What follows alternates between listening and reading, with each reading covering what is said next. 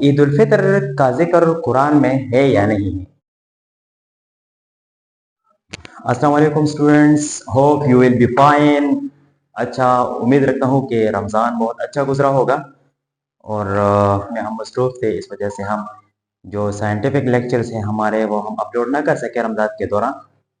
लेकिन इंशाल्लाह कल से ईद से हम अपना लेक्चर्स कंटिन्यू करेंगे।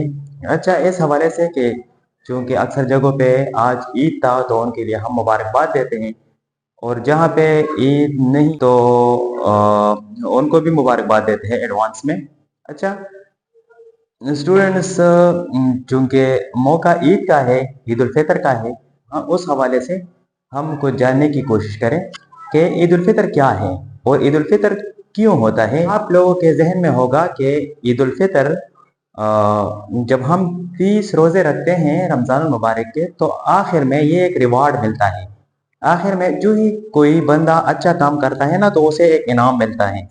तो इस तरीके से ये हम जब रोज़े रखते हैं तो इस तरीके से ये हमें अल्लाह ताला की तरफ से एक रिवार्ड मिलता है। Specially this is for Muslim students.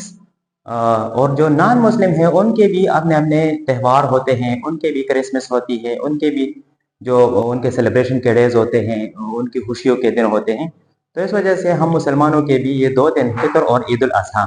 Eid ul Fitr जो कि हम 30 दिन के रोज़े रखते हैं, तो उसके रिवार्ड में हम फिर ईद उल फितर मनाते हैं, यानी शव्वाल महीने के पहले दिन को हम ईद उल फितर मनाते हैं। और इस तरह ईद उल अजहा फिर वही जिसे हम बकरा ईद कहते हैं, जिसमें सुन्नत इब्राहिमी हम जिंदा करते हैं।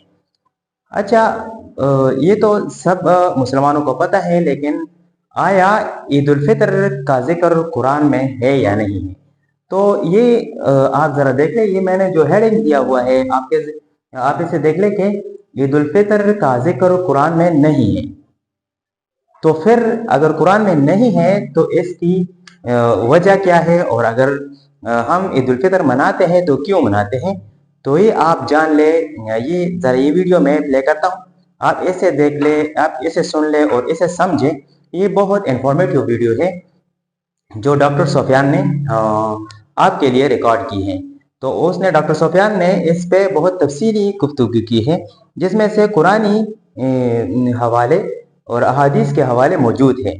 ये ईद उल फितर के हवाले से है कि बीइंग अ मुस्लिम हम हमारे जहन में तो होता है कि सब चीज़ों का जिक्र कुरान मजीद में है जो हम करते हैं, लेकिन इस तरह नहीं है। कुरान मजीद में सूरह माइदा में सिर्फ और सिर्फ जिक्र है ईद का। तो फिर हम ईद उल फितर क्यों मनाते हैं, तो ये ज़रा जान ले इस वीडियो से डॉक्टर सुफियान से। क्या आपने कभी सोचा है कि ईद को ईद ही क्यों कहते हैं?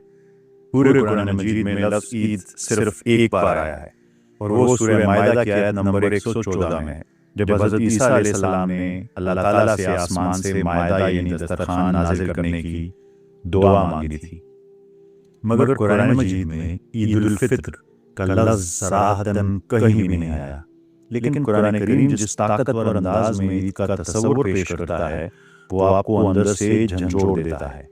कुरान के नज़दीक ईद कोई छुट्टी, कोई हॉलीडे नहीं है, बल्कि एक इलाही नतीजा है, एक डिवाइन कंक्लूजन है। जरा गौर करें, अल्लाह ताला फरमाते हैं तुम पर रोजे फर्ज किए गए हैं ताकि तुम तकवा इख्तियार करो, लअल्लकुम तत्तकून। ये रमज़ान एक ट्रेनिंग थी, एक अमल, एक प्रोसेस था, और ईद उसका नतीजा है, उसका रिजल्ट है। ईद का लफ्ज़ अरबी के लफ्ज़ आज से निकला है, जिसका मतलब है लौटना, वापस आना, टू रिटर्न। पर सवाल ये है कि किसका लौटना, कैसा लौटना, कौन लौट कर आएगा?